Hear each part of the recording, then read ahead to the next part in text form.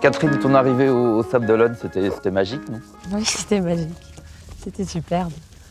C'était superbe et puis c'était tellement inattendu en fait de voir tout ce monde-là pour la dernière en plus. C'était superbe. C'est un truc auquel tu avais beaucoup pensé quand même à cette arrivée, tu t'étais imaginé? J'avais un peu essayé d'imaginer, mais en même temps, l'arrivée c'était quelque chose de totalement abstrait pour moi. En fait, tout le monde on me parlait de l'arrivée à la radio, mais c'était abstrait. J'avais vraiment, après 140 jours, j'avais vraiment l'impression d'en avoir pris pour perpète et que j'étais condamnée à naviguer toute ma vie. Et c'était abstrait. Puis en même temps, c'était bon d'y penser. Et puis c'était tellement loin, même à une semaine de l'arrivée, c'était loin pour moi dans ma tête, l'arrivée. C'était dur d'arriver. Et ça a été magique. Et puis j'ai voulu vivre cet instant, par tous les pores de ma peau. Je me suis complètement laissée... J'ai laissé exploser le bonheur que je sentais, et puis ça a été vraiment bon à vivre.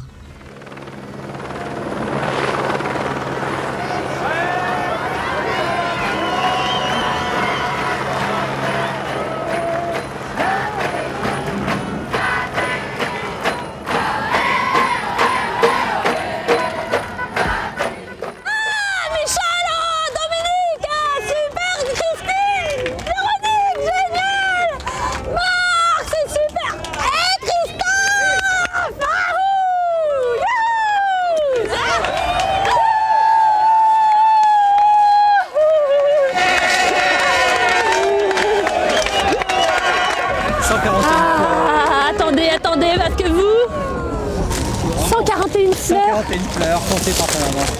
Ah. T'es superbe, superbe. Ouais. Superbe. Non.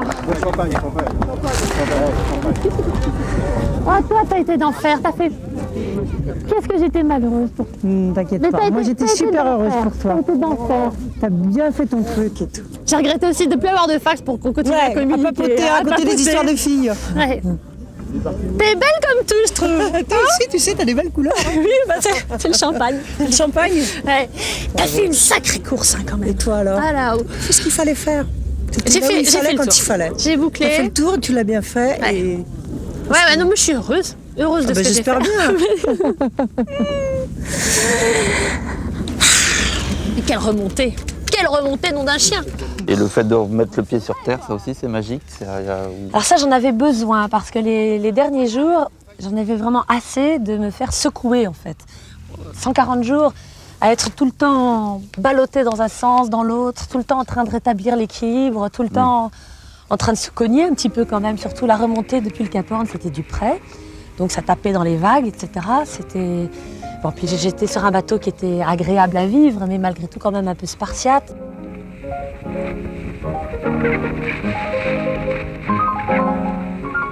C'est amusant parce que jamais j'ai été tentée d'arrêter. Jamais j'ai eu envie d'arrêter, d'abandonner. En revanche, j'aurais vu une plateforme fixe en mer quelque part, où s'amarrer, ou amarrer le bateau. J'aurais souhaité avoir des pauses de mouvement, quoi. Être tout le temps secoué pendant 140 jours, c'est long, c'est fatigant. Je me fais quasiment une toilette complète des pieds à la tête tous les jours. J'essaie ça. Je me force parfois à le faire. Enfin, je ne le fais pas tous les jours. Par exemple, aujourd'hui, j'ai fait que la tête.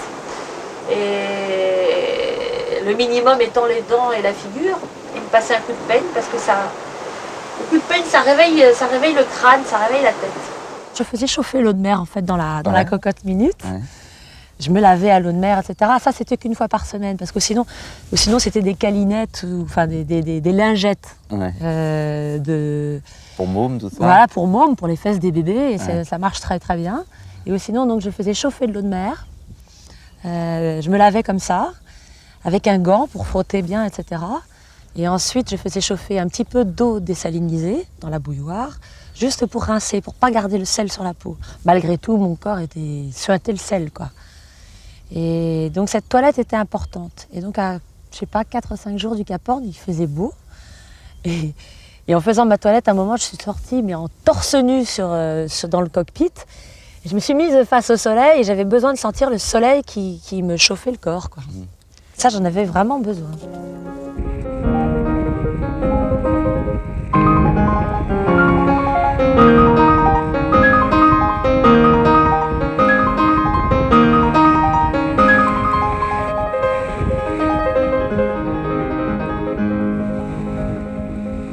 Ça fait combien de temps que tu navigues vraiment Vraiment en course, moi j'ai découvert la voile vers 80-81, mais vraiment en course, ça fait depuis 91. Et on m'avait dit que c'était dur. Et le stretch, j'ai déjà connu en mer, mais pas à ce point-là. Pas quotidiennement, pendant 70 jours, puisque en fait le sud, pour moi, ma navigation dans les 40e a duré 70 jours. Ouais.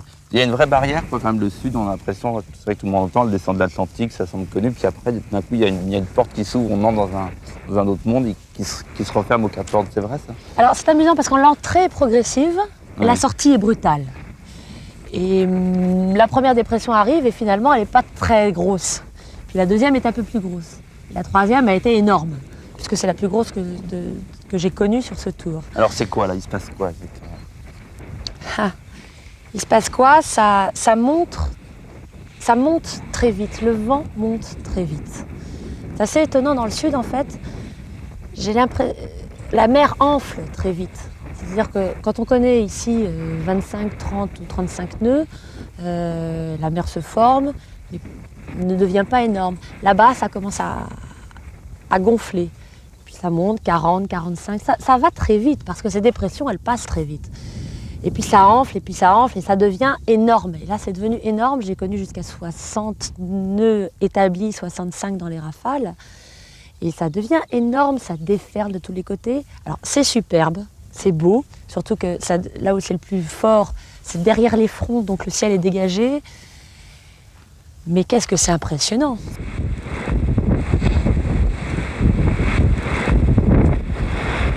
Bon, petit Cap Horn, c'est la première fois que je viens de voir. Je sais pas s'il y en aura d'autres. Ça a été vachement dur de venir jusqu'à toi. Et maintenant, ici, ça, c'est ouf là. Et voilà. Et quand je dis la sortie est brutale, au passage du Cap Horn, la scission est nette. C'est-à-dire que quand on quitte le sud, où en fait la mer n'est arrêtée par aucune terre, et qu'on passe derrière la pointe de l'Argentine, du Chili, à l'abri des îles, en fait là la mer n'est plus formée. Brutalement, le vent a beau monter, la mer n'enfle plus. Il n'y a donc plus ce phénomène de stress, où on stresse en fait pour le bateau. Quand on connaît surtout la première grosse tempête, on a l'impression, quand on voit le baromètre descendre et le vent monter, on a l'impression qu'on va à nouveau connaître ces conditions un peu extrêmes. Et on a peur. On a peur pour le bateau et on a peur pour soi. J'ai pas mal lu parce que ça m'a permis de m'évader l'esprit, d'avoir l'esprit qui s'évade pendant toute cette période un peu difficile où j'ai franchement perdu le moral, où j'avais pas la frite, quoi, tout simplement. Et j'avais du mal, j'angoissais un peu pour rien, c'est-à-dire un peu comme me disait Renaud, après le premier saut en parachute, dès qu'il y avait une dépression qui se pointait, j'avais l'appréhension de la mer surtout, pas tellement du vent, mais alors de la mer, c'était vraiment infernal. On lit, on dort et on mange. Donc un jour, j'écris dans mon journal, je lis, je dors, je mange. Et j'avais l'impression Une vie un peu banale. de vivre une vie un peu banale. Et parmi les bouquins que j'avais embarqué La longue route de Moitessier, parce que j'avais déjà lu, mais ça me semblait important de l'avoir à bord. Et je ne l'ai pas relu, mais de temps en temps, je feuilletais pour me souvenir de ce qu'il avait vécu, lui, dans ces endroits-là. Et à un moment dans son journal, puisque en fait c'est assez linéaire son récit, je tombe sur je lis, je dors, je mange. Je me suis dit, après tout, lui, il a connu la même chose. Donc finalement, ce stress et cette occupation de l'esprit dont j'ai besoin, c'est normal. C'est normal. Et puis d'entendre aussi les petits copains à la radio dire qu'ils dormaient beaucoup, qu'ils lisaient, puis qu'ils mangeaient. Donc voilà, la vie, c'est beaucoup de ça. Et puis de temps en temps, quand même, on sort, d'abord parce qu'il faut aller manœuvrer. Et puis parce que moi, j'avais envie de regarder un peu la mer, et puis les albatros, et puis tous les oiseaux qui nous suivent. Parce que le sud, on est accompagné en permanence par les oiseaux. Vous ne savez pas à quel point cette présence est réconfortante.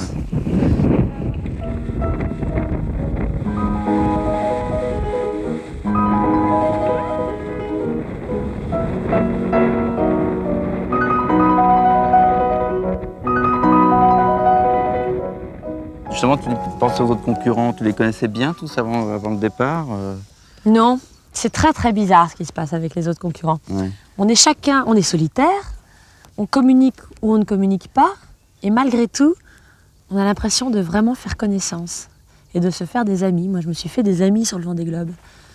Alors par exemple, Pete Goss, lui, on avait fait connaissance sur l'Europe Instar. On a beaucoup communiqué tous les deux.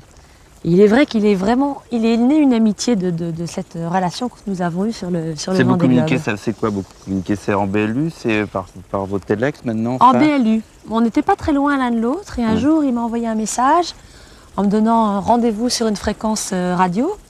Et on a commencé à discuter, on s'est donné des rendez-vous, des vacations quotidiennes. Ouais. Et à un moment on s'est retrouvés aussi à 4 bateaux quasiment ensemble.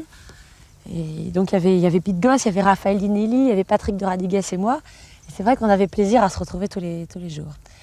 Avec Isabelle Autissier, on a commencé à communiquer toutes les deux par fax, pas par radio. Et on s'envoyait des petits messages. Alors ça a commencé toujours ma belle Kat, ma belle Isabelle, ma belle Isa. C'était marrant parce que on s'est envoyé des jolis messages. Enfin, en tous les cas, elle m'a envoyé de très jolis messages. J'ai regretté d'ailleurs en tombant en panne de Standard C d'arrêter cette correspondance que nous avions. C'était quasiment tous les 2-3 jours. Quand Standard C est tombé en panne, c'était à quel moment ça? C'était peu avant Noël, c'était le 18 décembre, le jour où le bateau a été couché par une déferlante. De ce jour-là, il y a eu beaucoup d'appareils électriques qui sont tombés en panne à bord parce qu'il y avait une humidité monumentale dans le bateau. Je n'ai pas réussi à réparer ce Standard C. Et finalement, donc, ça m'a empêché de communiquer avec la Terre et puis avec Isabelle, par exemple. Mais finalement, ça a été très bien que je tombe en panne. Même si, je sais pas, j'avais une espèce de dépendance vis-à-vis de cette machine et donc de la Terre. Et puis je me disais, mais c'est incroyable, tu es en train de vivre l'expérience de ta vie, de solitude. Et tu es lié avec la Terre. Il y a une espèce de cordon ombilical que tu n'as pas coupé là. Et après, donc, tu communiques plus uniquement par radio alors? Alors, plus que par radio pendant un certain temps. Dans le sud, vers la fin, dans le Pacifique, la communication était devenue... J'entendais très bien la Terre, mais la Terre ne m'entendait quasiment plus. Puis est arrivé le jour où la radio elle-même est tombée en panne. Et depuis hier, je n'ai plus de radio. Je ne peux plus communiquer avec la Terre. À la vacation ce matin, j'ai ma petite Sony, ma petite radio, voilà. Alors, grâce à elle, je peux écouter les informations sur RFI. Et écouter la vacation. J'ai écouté la vacation ce matin et apparemment et donc j'ai continué à les entendre. Et eux ont eu l'intelligence de continuer à me parler, même dans le vide, sans savoir si je les entendais. Un gros bisou, gros bisou.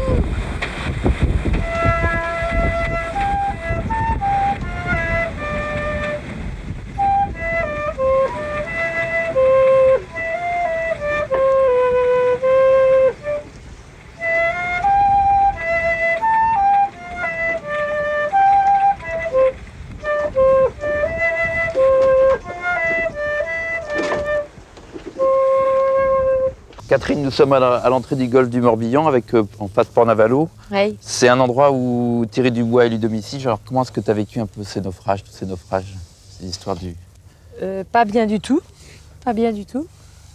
D'abord, il y a eu Raphaël. Donc quand Raphaël s'est retourné, Philippe m'a demandé Oui, tu n'étais pas très loin de lui. de me dérouter. Donc il s'est passé 3 jours. J'avais imaginé alors comment le récupérer. Je voyais bien comment Tu le faire pensais monter plus à qu'à ça, bord. quoi, en Je fait. ne pensais plus qu'à ça. Enfin, pratiquement 24 heures sur 24, quoi. C'était devenu une obsession. Et surtout, je me demandais comment j'allais approcher du bateau. Je me demandais, est-ce que je vais arriver d'un côté ou de l'autre? Je vais me laisser dériver, je vais faire le tour. Comment je vais faire pour le repérer, pour m'approcher, pour lui envoyer la bouée ou un bout? Comment je vais faire? J'angoissais complètement parce que la mer était tellement démontée que... Et je pensais plus qu'à ça. Je pensais plus qu'à ça. Mais je pensais plus aussi qu'à une chose, c'est je pensais à sa femme et à sa fille. C'est incroyable parce que j'arrêtais, je disais Raphaël, tiens bon, on va venir te récupérer. Et je pensais à Vicky et à Emma et je leur disais, Emma c'est sa fille, il l'avait eu la veille en plus de ça, le jour de Noël, par radio. Et je me disais, mais Emma, on va te le ramener ton papa. On va te le ramener. Ça, on va y aller, Pete ou moi, on va te le ramener ton papa. Et donc, Pete, alors il me l'a raconté après l'arrivée, parce que j'ai pas vraiment su comment s'était passée cette récupération. Pete, lui, s'est détourné, il a dû remonter contre le vent, il a fait quelque chose d'inimaginable dans la mer qu'il y avait. Il a réussi à le récupérer, et alors là, moi, j'ai éclaté en sanglots, parce que de bonheur de savoir que Raphaël avait été récupéré.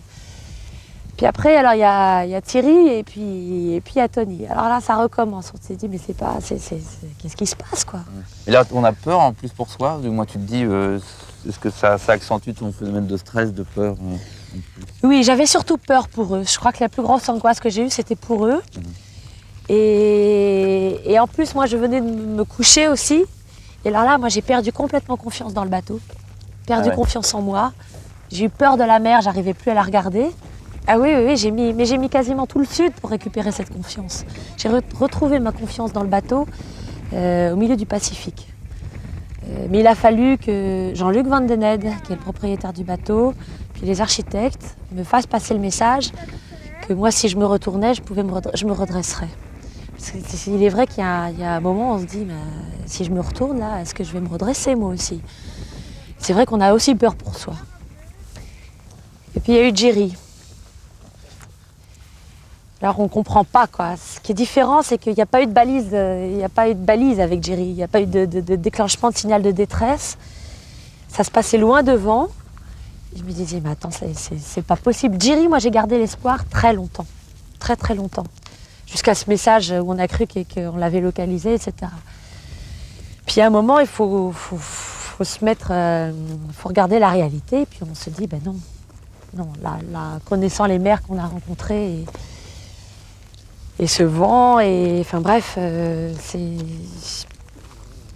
il faut se dire que non, c'est plus possible, quoi. Il ne faut plus l'attendre. Et sincèrement, c'est franchement dur. Tu as pensé souvent, du moins, ça se passe À ça, bah, Ouais. tous les jours. tous les jours. Tous les jours. Oui, et puis en même temps, je te dis, pour Jerry, ça a été comme pour Raphaël, ou pour Thierry, ou pour Tony. C'est à sa femme et à sa fille que j'ai pensé, encore. Parce que moi, je me souvenais de moi, le jour où je me suis retournée, j'étais au pied de mât à ce moment-là. Tu étais dehors J'étais dehors, j'étais en train de manœuvrer, j'étais en train d'affaler la grand voile complètement. Parce que le vent était encore pas mal monté, j'étais pas à sec de toile, mais justement je commençais franchement à réduire beaucoup. Et donc j'étais au pied de mât, je m'étais attachée au mât avec ma sangle.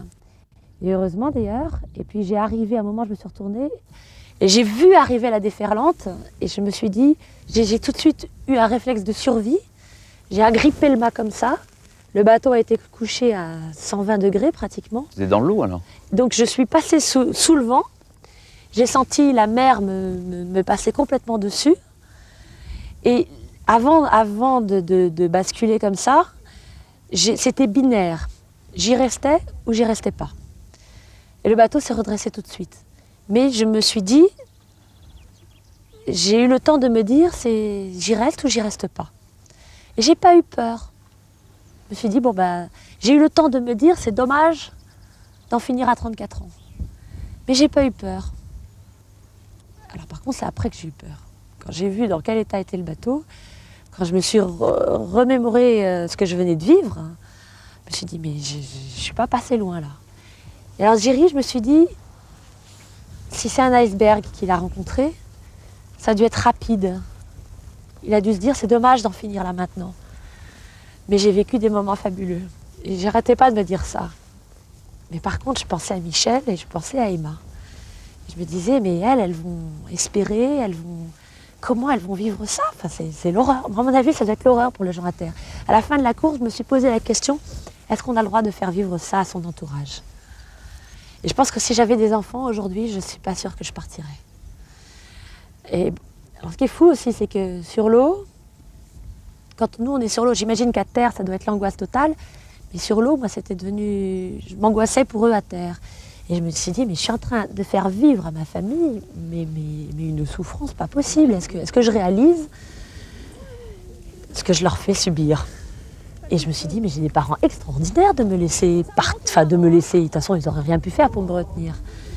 Mais au départ, ils ne m'ont pas montré leur... Enfin, ici, bon, j'ai vu qu'ils étaient angoissés. Mais ils ont toujours été heureux pour moi. Et au retour, maman m'a dit, quand je t'ai dit au revoir, je me suis dit que c'était peut-être pour la dernière fois. Ça fait quelque chose. Et c'est vrai que moi aussi, quand je leur ai dit au revoir, je me suis dit c'est peut-être aussi pour la dernière fois.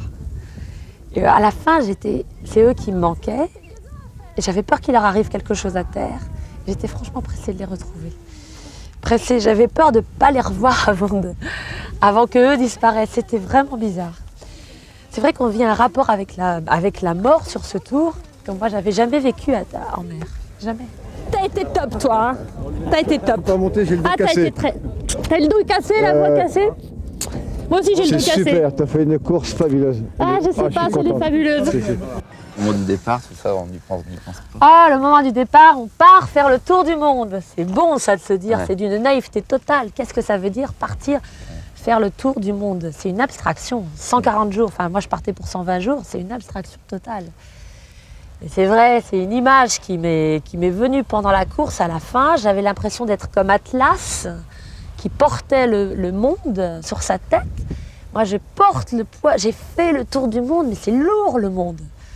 Comme je dis, le monde, moi, il pèse 140 jours. J'ai l'impression d'avoir, comme un arpenteur, d'avoir mesuré le monde pendant 140 jours parce que j'avançais pas à pas. J'ai l'impression d'avoir appris la patience. Je dis, j'ai l'impression d'avoir appris. C'était une leçon, mais est-ce que je vais la garder? Est-ce que je vais être plus patiente maintenant? Ça, je sais pas. Mais ouais, c'est long, quoi.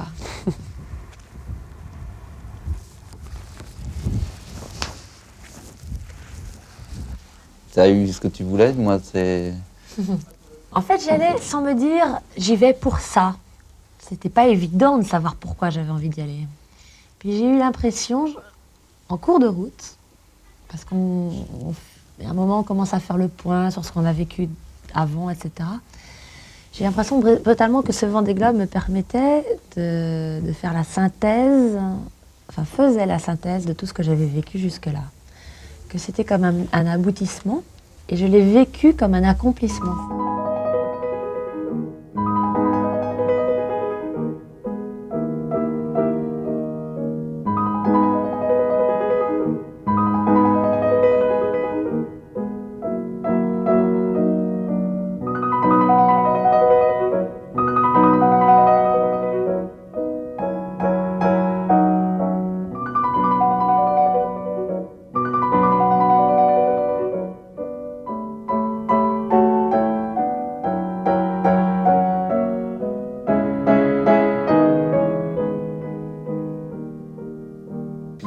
Merci de nous avoir fait rêver et merci d'avoir fait vibrer les 1100 personnes de Whirlpool France qui tous les jours recevaient chacun dans leur bureau un communiqué qui résumait ta journée.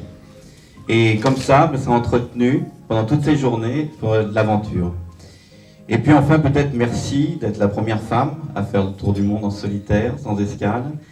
Et puis ma foi, associé au leader mondial de l'électroménager, on ne pourrait pas rêver mieux.